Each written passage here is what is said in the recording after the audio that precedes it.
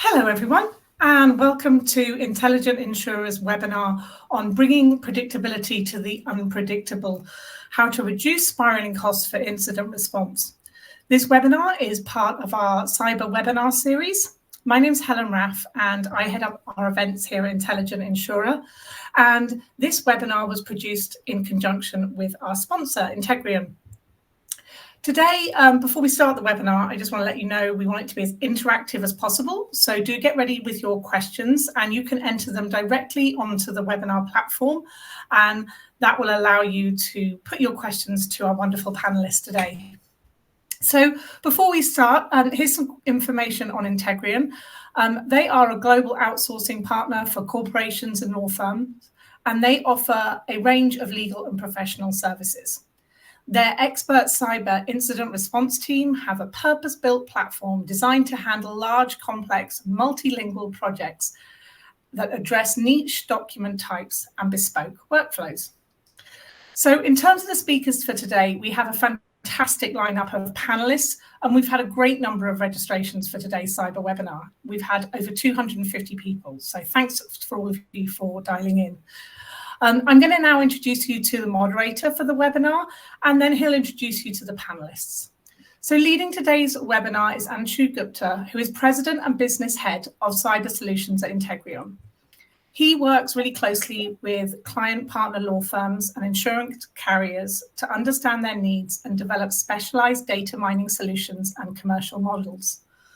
Under his leadership, Integrion launched the industry's first machine learning, data mining and review tool, CyberHawk AI, and most recently, Integrion's Gen AI-based preventative cyber solution, iScan.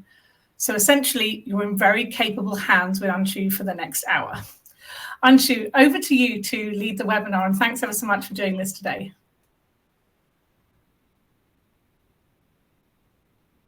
Thank you, Helen. Very excited to be here and a very, very relevant topic in today's cyber world, how to look at the spiraling cost for incident response, and very excited to introduce the panel. We have a very high-powered panel over here covering the entire spectrum of people who add value to this. On the carrier side, we have Monique and Rich covering a wide spectrum of the carrier ecosystem. We have Carolyn from one of the top-notch breach coaches, and on the downstream vendor side, we have Megan from Integrion, helping on the data mining side, which could be a large cost element bringing unpredictability. So, without taking too much of your time myself, I would hand it over to the panel to introduce themselves, and then we'll jump straight into the discussion. So, Carolyn, could we have you first?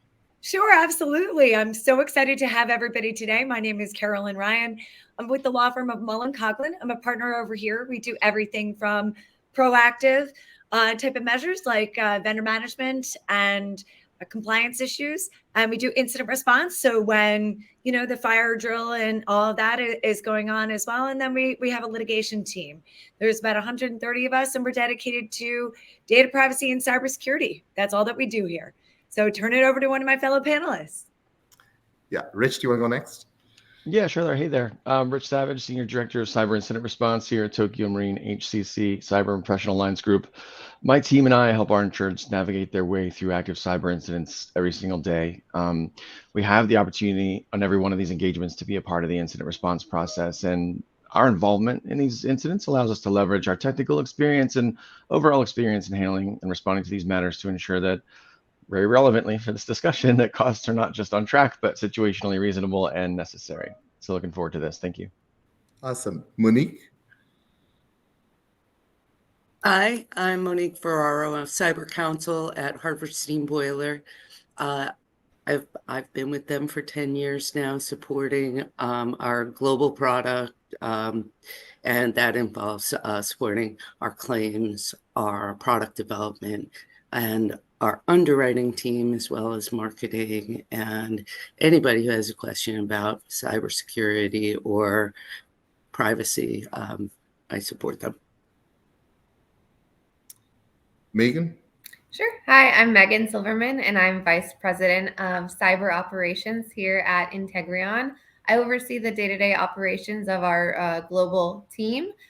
We handle, hundreds, if not thousands over the years of incident response data breach matters. My background is in e-discovery. I'm also a lawyer, certified information and privacy professional, and I've been working with LPOs for the last 12 years. So nice to see everyone. Awesome. Thanks a lot, panel, for introducing yourself. Let's dig straight into the topics for discussion. We have quite an agenda here for the next 1 hour, and please keep putting your questions in the question panel here. So my first question is to the carriers. To start with the carrier, and we get views from the others as well. Having a robust cyber incident response plan for preparedness is becoming very, very important. A robust plan that's regularly updated, and it really helps in the efficacy of the response if there were to be a cyber attack. So as carriers, and you both, between Rich and Monique, you cover a wide spectrum of the kinds of client base. How do you look at the preparedness of the market in terms of having a robust cyber incident response plan, and how are you promoting companies having a plan and working towards a plan ahead of a potential breach? I think I'll jump on this one first, Monique. Yeah.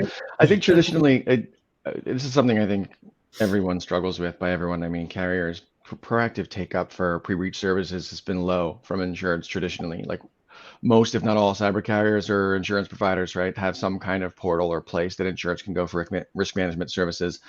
And we all continue to drive traffic to those places because they're great resources, and we want that kind of take up. We continue to try to proactively engage insureds either directly through their brokers to take advantage of these services and encourage conversations like onboarding to new and existing insureds to really familiarize themselves with the kinds of things that are available.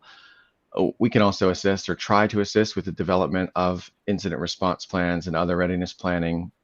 These kinds of conversations allow us to outline claims, the IR process, how things are going to work in the event that they have an incident.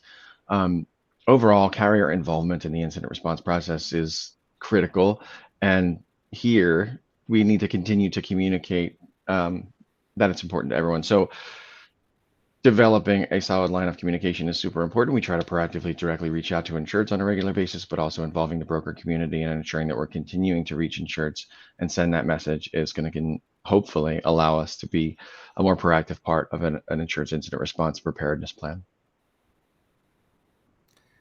Shaping insured's behavior through the application and the underwriting process is also part of what we do.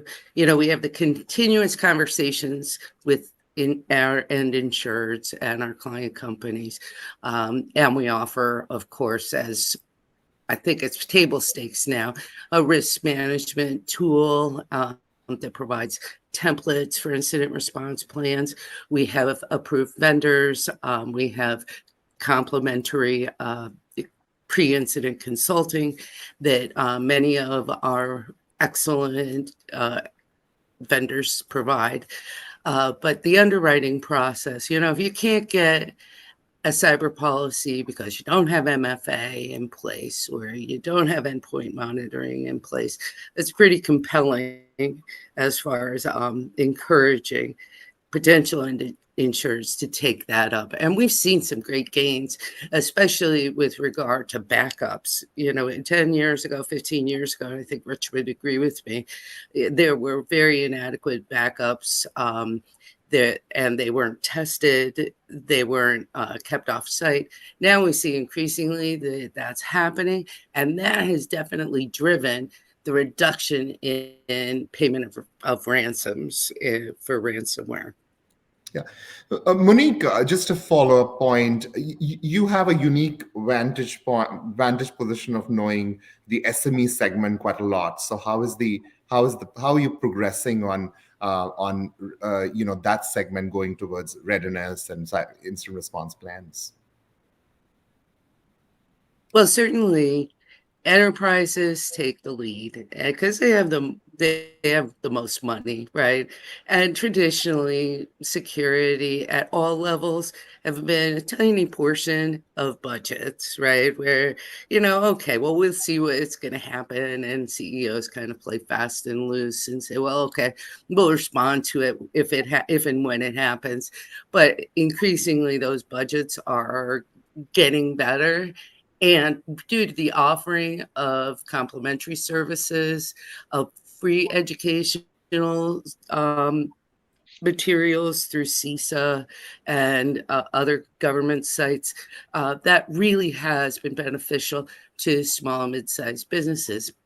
That said, still only 40 to 60% of SMEs have taken up cyber insurance. We have been working and with the trade groups and with the federal agencies to try to improve cyber hygiene overall so that, even those who are uninsured are in a better security posture. Awesome. Turning to you, Carolyn. Carolyn, you as a breach coach, you come across hundreds, if not thousands, of breach situations, and I'm sure you've seen situations where there is great cyber preparedness in terms of an incident response plan, and that helps you in certain ways, where situations where it's not. So, could you take us a few cases which are like case studies of what went wrong, and where you felt if a plan were in place, this would have been so much better? Oh my goodness. How long do we have again? I just want to kind of level set for everybody. But you know what? It actually kind of jumps along the lines of exactly what Rich and Monique were just talking about. Is there's a lot of small misconceptions that are out there. Like, the insurance companies are here to help you, right? You pay for it, right? Take advantage of those proactive services. I don't work for insurance, but I see a lot of people who do take advantage of it and then know where to be directed to, right? There's a reason why your insurance companies go through and do previously vetted, pre-approved vendors, right? That's like one of the biggest ones that are out there. Number one, I say pre-approved because pre-approved rates. If everybody talks about that bottom line, right? Especially in the SME space where budgets are a major concern. But also, I will tell you how many times, and I bet everybody on this call could raise their hand and say, how many times do we get an insured who calls and says, oh, you know what? I gave a call to my Joe Schmo down the street who is my IT guy. He got this, it's completely fine. We're all good. We're back up and running, right? I'm sorry, but I've heard it 1 million times, right? And sometimes they are, right, great about helping you getting back up and running. But a lot of the times I've had a situation where, number one, they've helped getting back up and running. But what do they do when they've gotten help back up and running is they've erased all the evidence of exactly what happened, right? And then I'm left in a situation where, number one, either I've got to reach out to the threat actor to ask, what's been taken here, or we've got to be in a situation where we're kind of piecing things together left and right, and we might not get a full picture of what's going on. So that's definitely a number one. But also, a lot of people seem to think, especially with the vendors that are out there, that, your IT person that down the street is completely shut out of the process. That's not the case. We work hand in hand, right? They know your systems from beginning to end. So if anything, they're going to be helping collect that forensic evidence to get you into a good place. They're going to be the ones who are going to help you with the remediation efforts, right? So I say to everybody, my goodness, Monique just said it best, right? That first call, there's a lot of proactive services, but also that first call is at no cost to anybody. So what's the harm in calling, right? You're not going to go, what if you just want to run an idea by somebody who does this day in and day out? Yeah, we handle about 4,000 of these a year, but also you want to run it by a forensics team that does this day in and day out. You want to run it by a claims team who is going to be able to tell you, hey, look, this is what your coverage provides, and give you the level of comfort. You're going through enough as it is. You don't want to be taking things up and be escalating it, right? And I think with the incident response process, it's more about not understanding it and not understanding, the steps within the process. Because I always say, go behind the Wizard of Oz, like go behind the curtain, because the more that you understand, the less scary it is in this particular scenario. Awesome. Thanks a lot. Moving to our next point of discussion, which is very relevant. I'm sure it'll be a very active discussion, which is getting the group's inputs or feedback on how do you avoid volatile costs related to incident response? How do you resolve unknowns and uncertainties, especially around large data sets, and evaluate how many people are impacted and the scope of the attack? So for this, let me turn to first Rich with the question that as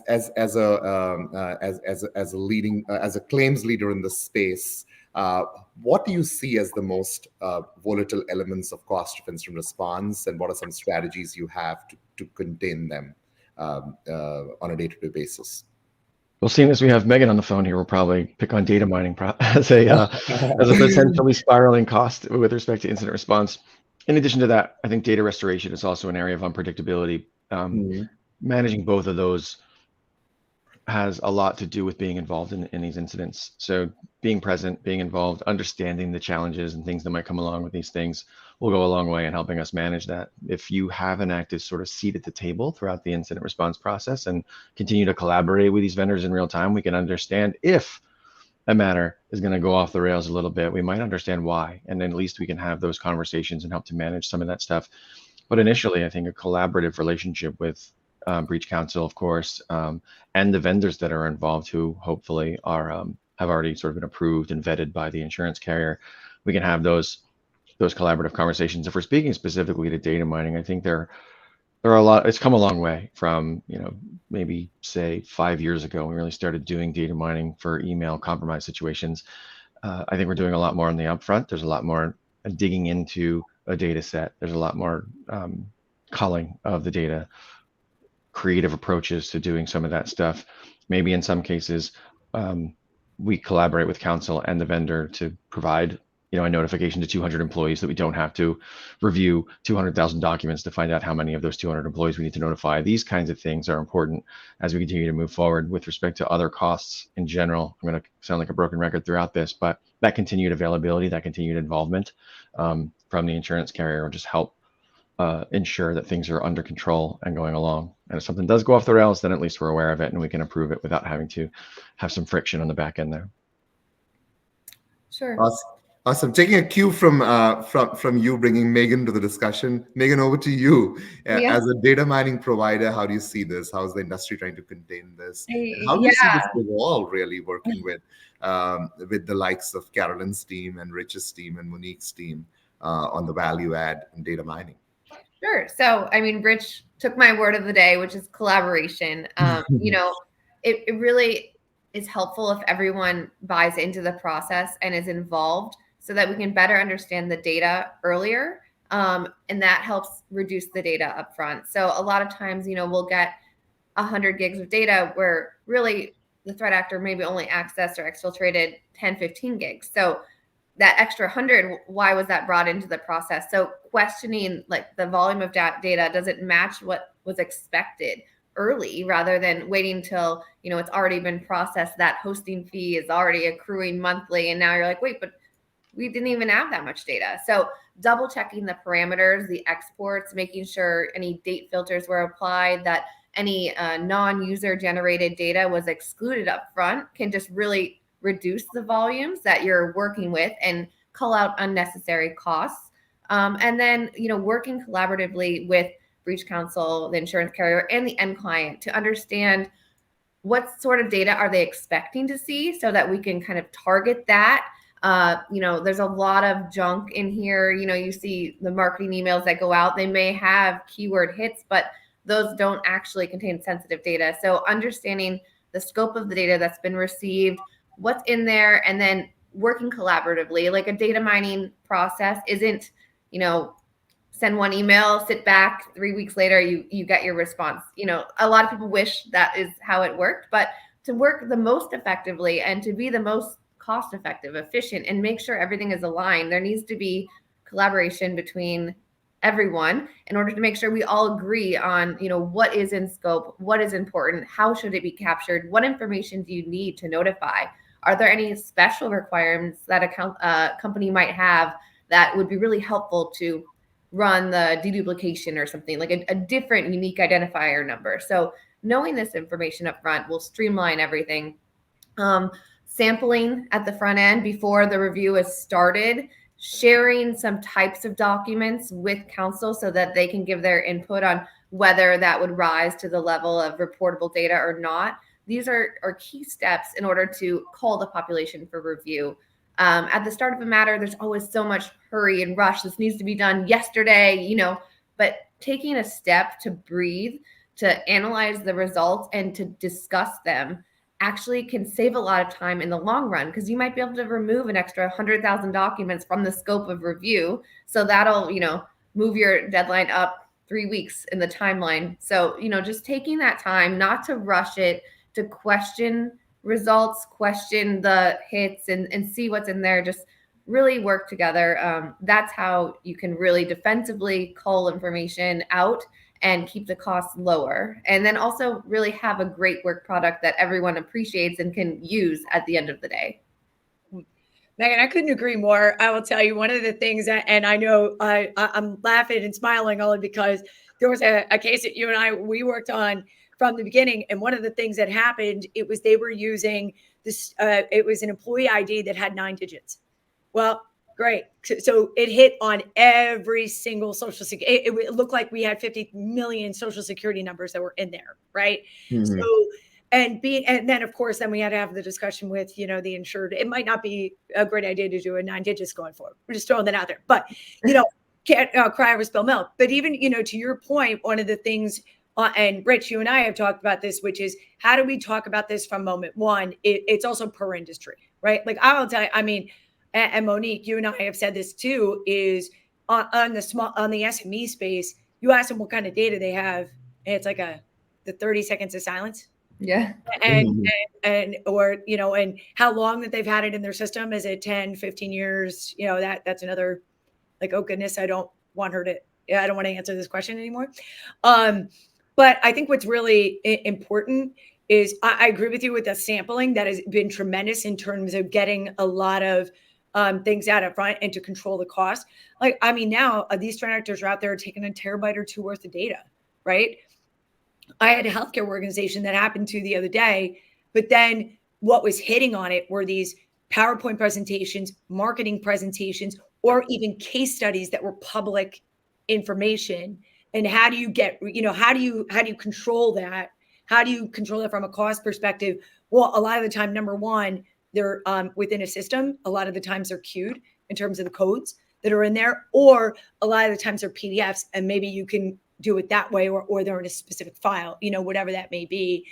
But I mean, we've come up with more and more, I want to say not aggressive, but really just proactive ways of saying, like, hey, look, it's a terabyte worth of data, but let's all work together in order to say, like, hey, look, is it a construction project that are you getting a lot of schematics? Well, are we talking about a contract that you might have, an obligation to notify? Okay, we could put those into a bucket.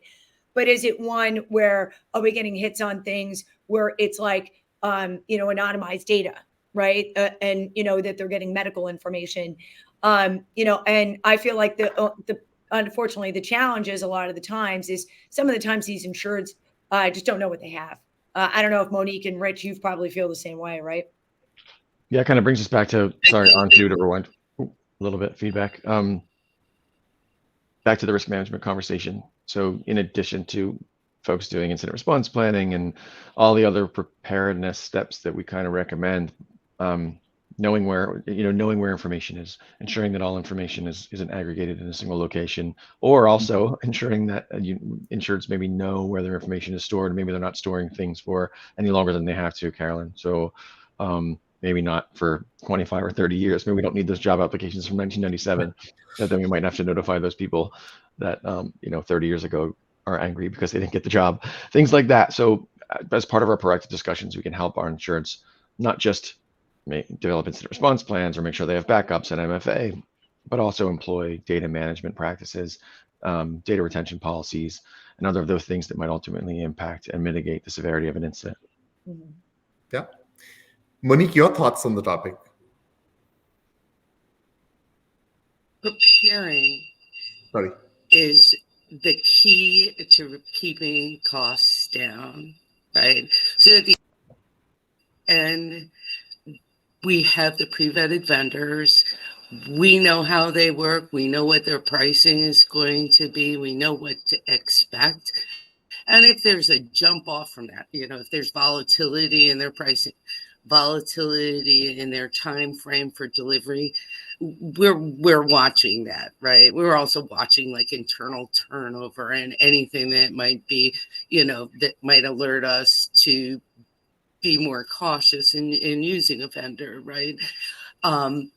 Also, the risk management up front, knowing what your data is, where it is, if you have confidential PII, PHI, sensitive data, put adequate controls around them, right?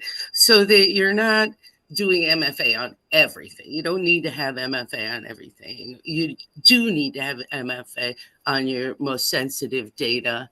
And, as Rich said, you need to have retention policies.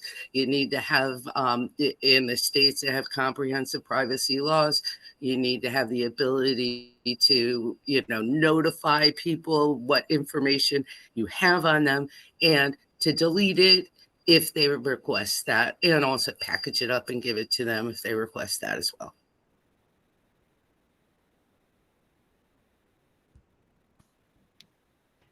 Yeah, thanks a lot. So just moving to a related topic, we discussed now strategies for working with vendors you trust, conducting due diligence of vendors, and getting accurate quotes without spiraling of costs. It's a related topic. So let's start with Rich again on what are your ways and strategies to impanel vendors. How do you decide on which vendors fit for what purpose, and how do you develop that whole compendium, and what's your thought process around vendor empanelment?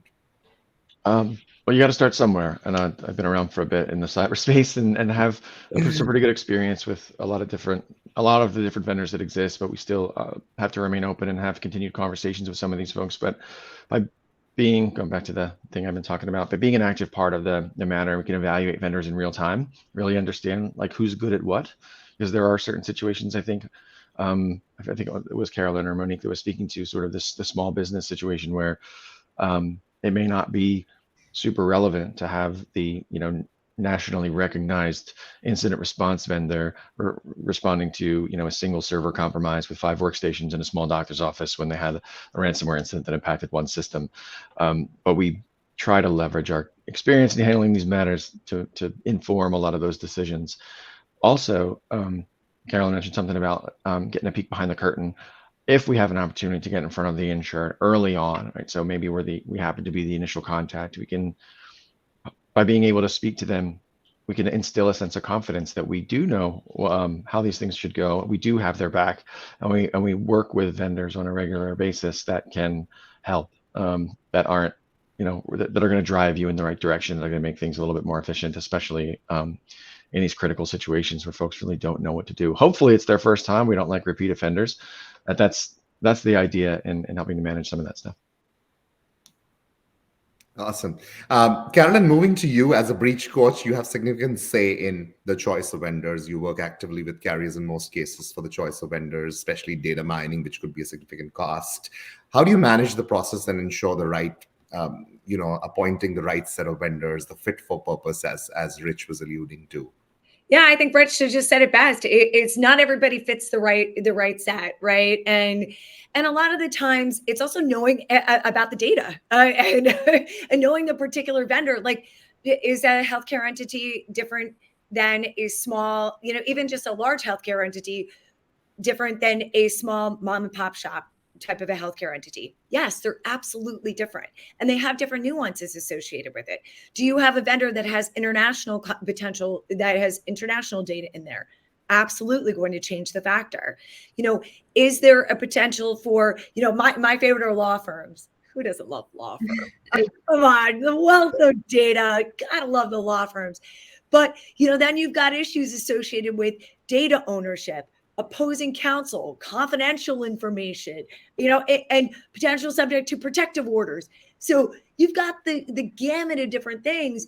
And you don't, as Rich was just saying, you don't need to be throwing such a heavy hand on every single thing, but you know what, there's nuances and there's different vendors who really do have special abilities in order to be taking a look at this.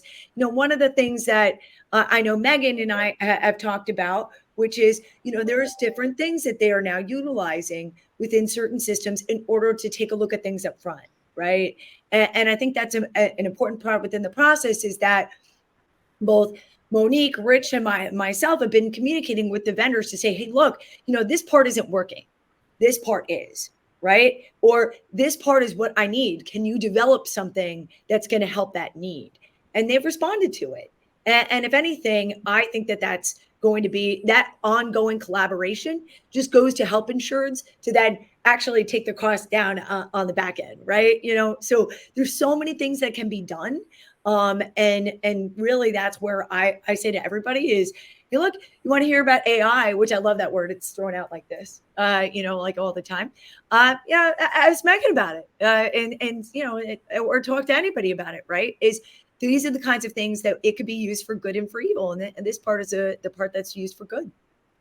Mm-hmm. Monique, how do you see the evolution of carrier involvement in choice of vendors, and where do you see this going forward? Well, I think at the beginning, there was not a lot of knowledge and experience, with the different vendors. And now there are so many different vendors all vying to be on, panels. And, some insurers have established panels, and you don't have a chance of getting on that within the next 3 to 5, possibly 10 years, possibly never. But there are other insurers who have, a more dynamic sort of approach.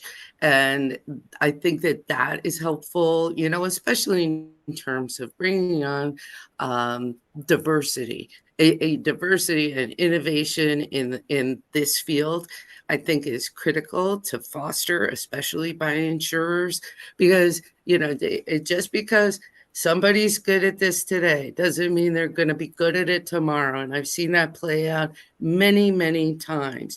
And, I'll give you, for instance, because I've been doing this for, 250 years.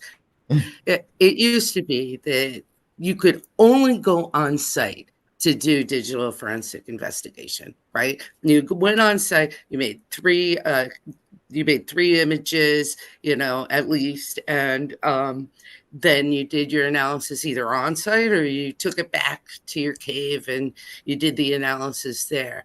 Now it's de rigueur to do a remote analysis, remote acquisition, remote analysis. You may not even image the entirety of the drives, right?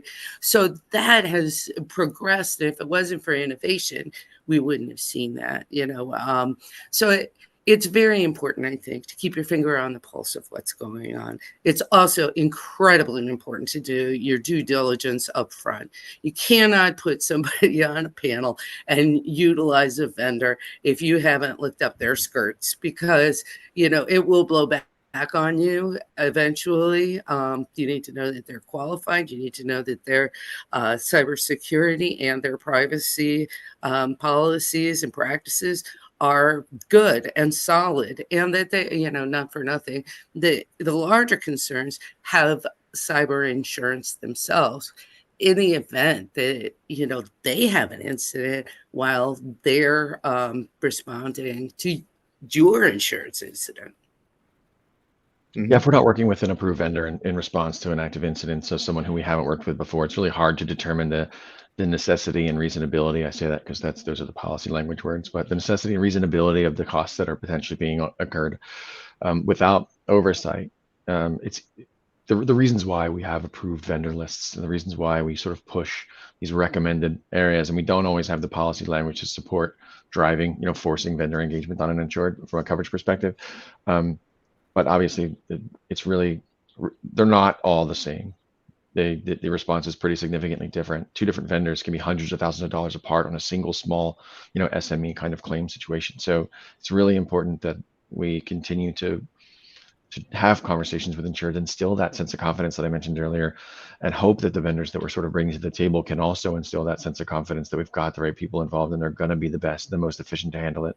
We certainly don't want a managed services provider who provides day-to-day support communicating with a threat actor on a complex ransomware claim and potentially rebuilding an environment that while they may be familiar with, they may not have rebuilt at all, ever, in the wake of a ransomware incident. So a lot of these things come into play, and a lot of these things factor into the conversations that we have with insureds in real time about their choice of vendors, our approval of costs from those vendors, and we continue to leverage our historical experience with everybody, not only the vendors that we work with on a regular basis, but others, to further drive that conversation and hope to steer them in a direction that it's not just about cost, it's also about efficiency, minimizing business interruption, minimizing downtime, ensuring that the right things are going to be done from a data privacy perspective, and sort of everything in between. It's not just incident response vendors, but also, insured's choice of counsel or PR or even data mining in a lot of cases. So yeah, super, super, super important stuff. Yeah. Rich, you did mention about the other critical costs could be restoration at times. Would you like to share with the group a little bit about your views on those kind of costs and how you're looking at managing costs as well as effectiveness, because getting the company back into business could be so critical. So I'm sure it's not always a cost play, but I'm sure you got to balance it out. So how do you manage that? Definitely, and managing restoration costs as spiraling is difficult, especially when we're in the SME market. Most of the folks that we're working with are leveraging MSPs, managed services providers, or other outside help to bolster their IT practice, and they're very ingrained, they're very tightly knit. There's a large inherent or inferent belief that these firms know and insured systems, and we may recognize, because of our technical prowess and ability to understand, that these folks aren't the right choice, but convincing someone in real time is really difficult. Monique, I'm curious to see if you have anything to say on that side, because it's a very similar, not very similar, but that SME space is really a tough one. Before I go further, do you have anything else? Yeah, I totally agree with everything that you said. It is tough. The SMEs are relying more and more on MSPs, and, sometimes to their detriment, because they offload their processing, their storage, their cybersecurity to vendors, and they wrongly believe, because a lot of them don't read the contracts and stuff, because they're long. I mean, I'm not faulting anybody for not reading the entire contract. I mean, I could tell you, I've never sat down and read the contract that I have with my cell phone provider. That I'm not doing that, but they come to find too late they're these guys aren't taking responsibility for protecting their data, for ensuring the security of their information, or for helping them out with costs to remediate later on. Yeah, they made a good step in getting cyber insurance in the event that something happens. However, the remediation costs can be very, very steep, I mean, in relation to other costs, notification, data mining, and remediation are definitely the top costs. Without transparency, Anshu, into some of those costs, I think they spiral out of control, because there may be other things baked in, or we may be dealing with a service provider who maybe not as experienced as others in restoring specifically certain parts of the network or whatever. So they may incur hundreds of hours more than someone who does this all the time, someone we might recommend or approve otherwise, or MSPs oftentimes can potentially bake in improvements, updates, hardening, the kinds of things that generally aren't intended to be covered. But sometimes situationally it may make sense to do in the wake of an incident like that. So weeding some of that stuff out is difficult. Another reason why we try to lean on the folks that we're familiar with, so we can get a good understanding around costs, structure. It's hard to argue necessity and reasonability after something's already something's already happened or have been incurred. So we try to get ahead of it as best we can by being an active part of it. Great. Moving to you, Megan, you represent a vendor. So as a vendor, how do you look at, what are your thoughts on what organizations or what carriers look at when choosing incident response vendors, and how do you compare quotes? Sure. You sit on the other side, but I'm sure you have views on how you're being looked at. Yeah, I mean, I guess like the purpose-built vendor for each situation, you want to make sure that, they have the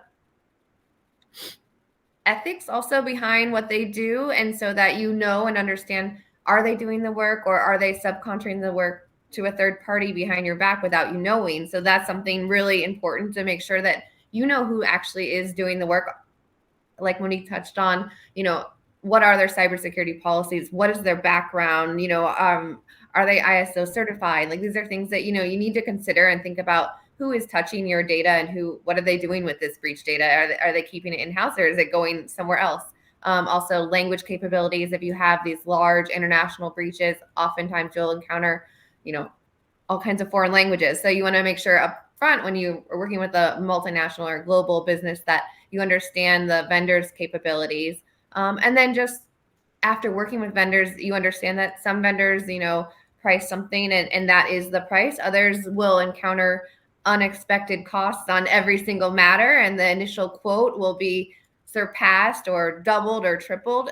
So it's important to understand, like, is there a cap? Is this fixed or a flat fee? Or is this something that will increase? And then after working with the vendor for a while, you understand, even though, it's not technically fixed, it remains pretty flat and they are true to what they quote projects at? Or is this a vendor that you're, always getting a really low quote that makes you hopeful that this will be a small incident, cost will be contained, but then every time, it's going above and beyond what you were expecting and you're having to get uplifts for that. So just ensure that, you have a vendor you can trust and communicate and collaborate with, and that they're going to keep you involved and looped in so that you're not dealing with surprises at the end of the day, and you're going to be one step ahead of where you would be because you're going to understand the process, what's going on. And like Rich said, you can kind of step in and streamline things if things are going awry. And Carolyn, we've worked together in the past. Like, oftentimes there are ways to, even midway through the review, make it more cost effective. If you flag things out and say, oh, actually, you don't need to worry about these, or, these documents can be out of scope. And so then the cost will come down rather than increasing. So that's good. Awesome. I want to remind the audience to please submit questions. We have a couple of them already. I know we have another topic to go, but let's address the questions that I hear. So how is AI changing the incident response game? Who'd like to start with that? Carolyn, do you want to start? Oh, okay.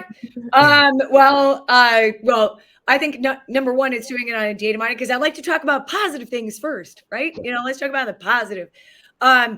It's very helpful because a lot of the times it's taking a look at it, and that's one of the things that Megan can certainly address.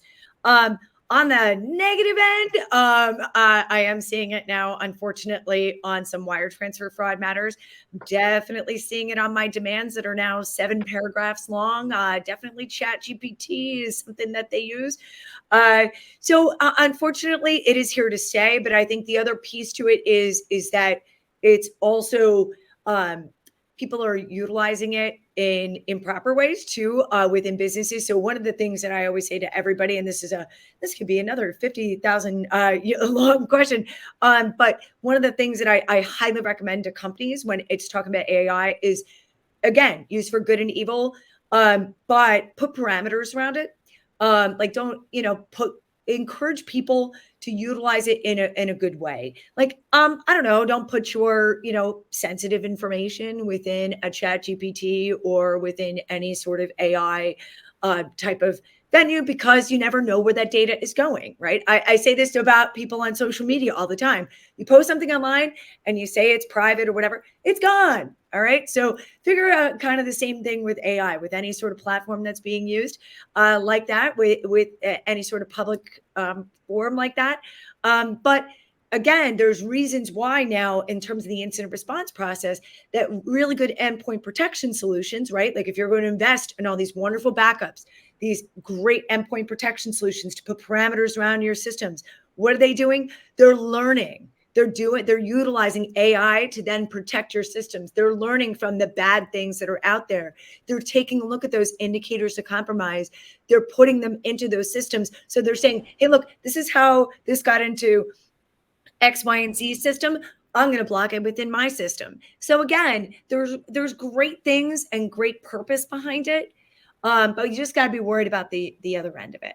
I don't know, Megan, if you want to address the AI part of the data mining, it's being used for good. So sure, yeah. I mean, AI is being used for good. It's helping make the workflows more efficient. We're able to, find things that otherwise couldn't be found with just search terms. So that's good news. I would say, AI as like a black box solution is not there yet. We still need humans to, test and verify and confirm the output.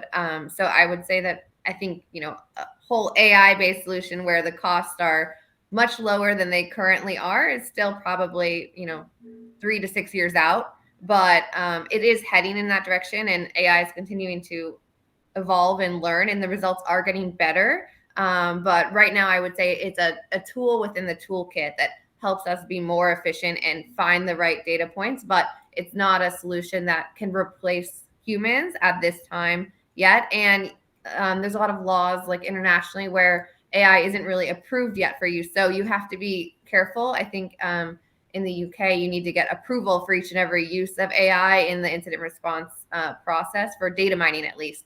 So it's something to keep in mind, and always check with counsel to make sure that AI is approved for each and every use case that you're using it for in response to an incident or litigation.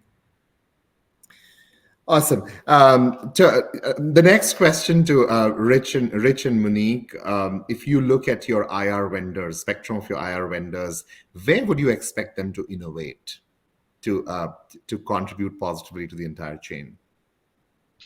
This is potentially, I could go on for an hour maybe, but I'll focus on information and data sharing. I think that's one of the things that can go a long way in helping us as insurance carriers with proactive risk management. While it's fantastic for companies to have cyber insurance, and we're all here sort of, and feeding that machines to some extent, it's not a great thing to go through an active cyber event. We make it a little better, don't we, Carolyn, Monique?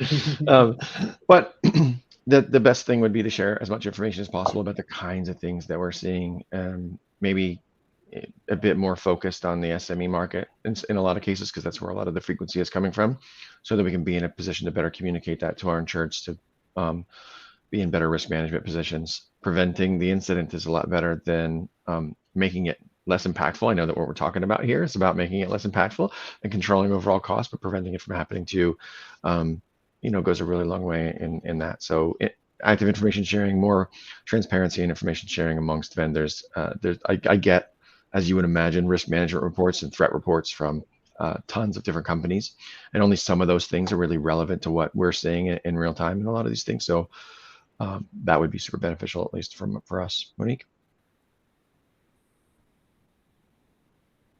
You're mute, I think.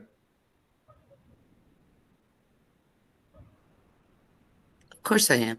I had to do it at least once because, it's sort of a requirement for me. If I don't have it on mute at least once during a webinar, I can't feel that I've successfully participated. I think that collaboration and partnership is absolutely essential. As Rich was saying, you have to have direct conversations. You can't just put surveys out and say, oh, how do you think we're doing? Or, to the adjusters and or the vendors. You have to actually have discussions. You have to spend time with people. You have to brainstorm. For instance, like a couple of years ago, Anshu and Brian and I were talking, and we were talking about knowing where your data is and finding your PII, your PHI, sensitive data, and being able to create a report so that the end insured could put adequate controls around it. And they came up with iScan, which is a brilliant solution. On the preventive side, it's an excellent solution that will, could conceivably reduce data breach costs to nearly zero, right? So you don't only have to do an investigation. You find out that there's encryption and MFA on all of the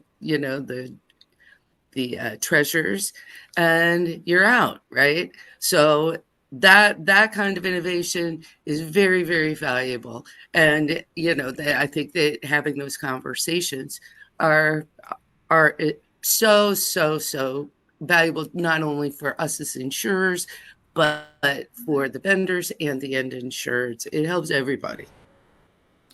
Great. So we'll move to one last topic. We're nearing the top of the hour, one last topic. And this is, let me start with you, Carolyn. When it comes to complicated third-party breaches, and you've had experience with many of those, what do you see as the complexity there, and how do you look at cost spiraling? What are some of the strategies that you adopt in that case? Yeah, I mean this could be like a whole nother webinar to talk through. Like where to begin.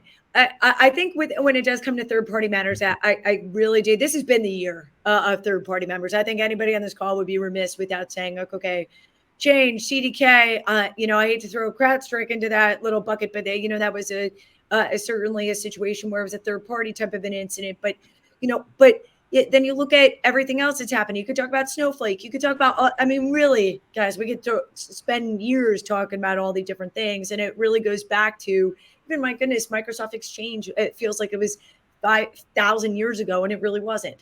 I think that's really what everybody needs to be thinking about is how heavily we rely upon a third-party software, or even just a third party, just generally, right? A lot of people think, well, why should I be thinking about this? Well, major reason why is you take down one, right? You could take down a whole slew of different businesses. Threat actors know it. That's the reason why they keep doing it, right? This is going to continue to happen. Here goes my positivity police out the door, right? But it's just true. But you know what? It's all about being prepared. Monique was just talking about contracts. It is one of the things, if you take anything away from today, right, that people proactively could do is take a look at that contract, see what, at least what's ahead of you. Maybe there could be something that's in there that you could try to fight back on. Take a look at how many times have we seen in contracts that say, oh, it's a limitation of liability, exactly the amount that you put into the contract. Yeah, all right, great. Well, number one, there could be ways around that. But number two, the things, at least you have what you know about, right? It's the last thing you want to be doing in a third-party incident is reading the contract, right? I know I love doing it, but I know the insureds who look at it and are like, I can't believe somebody signed this, right? So take a look at those things proactively, knowing that, let's just say hypothetically, a big one, accounting. Right? Think about your accounting software, how you pay your payroll. Take a look at that first and foremost, right? Because, paper checks and going back to handwritten, if you are, especially even in the SME space, people don't even know, where all that stuff is right now. So again, you talk about, business interruption costs, big costs that could happen as a result of these particular incidences, right? Change Healthcare, that was a major issue, right? Where you say to yourself, well, I can't process my claims, right? So what do I do now, right? Think about the workarounds associated with it. It is leaning to these escalating costs here. And the problem is people just aren't prepared, is really what it does come down to. And, especially with CDK, I found it to be very fascinating a lot because it was a day where it was like, okay, 150 people are calling about CDK. Right. Well, because that was a major automobile software, the dealerships within about 20 to 30,000 of them across the U.S. were down with a software that everybody used. Right. So you couldn't repair your systems. You couldn't buy cars, kind of a big problem around 4th of July when everybody likes to buy cars and good sales and things like that. But a lot of them went back to pen and paper. Right. They're breaking out the old sales forms and stuff like that. Not everybody has the capability to do that. And then the question becomes, when you're done with those forms, who's going to input them back into the system, right? Talking about this stuff now and coming up with a plan really leads to, reducing your risk, reducing your costs. And my goodness, Rich, Monique, I feel like this has been the year of this, right? I can't, it's like, how much time do we have left on the clock in order to be talking about it, right? Awesome. Monique is saying something. You get on mute, probably. Of course I am. I'm not going to harp on this because I've been harping on this for like 20 years now, but relying on third parties to, ameliorate your liability is a bad idea. It's not a good idea. And, okay, if you're going to do that, at least read the contract. And, for those who say, oh, yeah, we've got the data in the cloud, or we're migrating to paperless, and we're going to do everything in the cloud. And so we won't have to pay for anything, and we don't have to worry about compliance. Oh, come on, please stop. You're killing me. You're killing me. Stop it. So that is, that I've said my part. Great. Megan, you've been involved in a number of third-party breaches, and how do you look at cost spiraling there, and what strategies would you recommend to working with counsel to keep costs under control there? Sure. I mean, one of the most challenging things about a third-party breach is identifying the data owner. Because if you have one party that has data for thousands of clients and then it becomes commingled, that's extremely complicated to figure out who goes where and who the data belong to, who's going to notify, who's in charge of that, and who takes responsibility. So with that in mind, it's really important to, get any data from the end client that you can on who the clients were, how it kind of filtered out. If they don't have that, then you'll have to look at the documents and identify the linkages there, which is a time-consuming process oftentimes to figure out where the data goes and who it belongs to. So again, like everything else, it's about collaborating with the client, trying to get as much detail from them so that you can take what data you have at the end and then maybe run some scripts in SQL and try to figure out the linkages in a more efficient way than trying to do it all manually. But with that, you do need the buy-in from the client to provide you at least some detail, some employee list or client list or customer list, so that you can get a sense of where the data goes. And that's really the most complicated thing about a third-party breach, is the data ownership piece, which is essential because if you don't know if all this data is orphan data, then it becomes problematic for the end clients and then the overall large party that got breached to deal with. Great. I know we are almost at the top of the hour, and as Carolyn said, this could be another webinar, and we're looking forward to the next one, Helen. But let me quickly wrap up. So we discussed a lot about how to bring some predictability to the unpredictability here in cyber claims, how to reduce spiraling cost for incident response. So the industry is really moving towards having robust incident response plans, and carriers have a big role to play.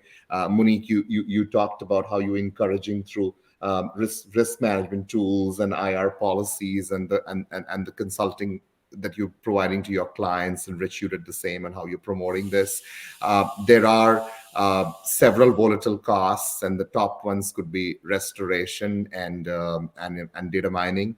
And I think the industry is moving towards how all of you collaborate between the breach coach, the carriers, and the vendors on bringing more certainty, bringing more structure, and bringing more contextual understanding for what's required, what's not, and to have a tab on that through the whole process. And I think active vendor management and vendor empanelment, given the experience that you all have, has a big role to play. And not one vendor is fit for all. And deciding what works in what situation is key. And again, collaboration and active communication is key. And there could be complicated situations like third-party breaches. And good to know how the industry is really evolving, and you're working and collaborating to handle such situations.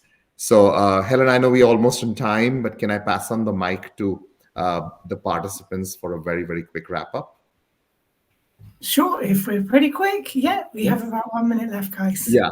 Carolyn, do you want to say something to wrap up? Me and quick has never been a situation. That's why I gave you the first. Get rid of the data you don't need. Rich, what's your one-liner? It's going to go back to continuing to collaborate as a cyber insurance industry. Awesome. Monique? An ounce of prevention is worth a pound of cure, as my Grammy used to tell me. Oh, very well said.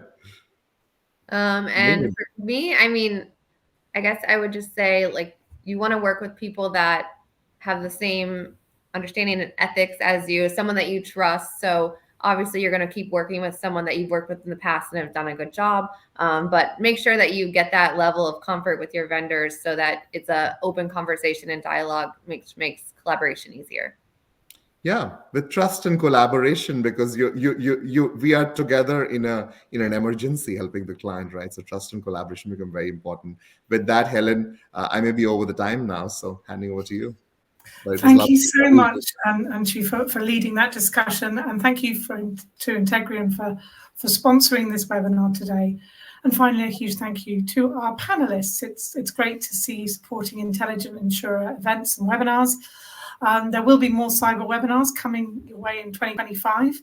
And I have to give a shameless plug for our own events here at Intelligent Insurer. So we are running 2 cyber conferences, one in London on February 4th and 5th, which is a cyber conference and cyber award ceremony. And then we will be doing exactly the same in Chicago on April 1st and 2nd. So a 2-day conference with an award ceremony as well. So hopefully I will see some of our panelists and some of our listeners there as well. So looking forward to 2025. Thanks again, everyone. Have a lovely afternoon or evening wherever you are.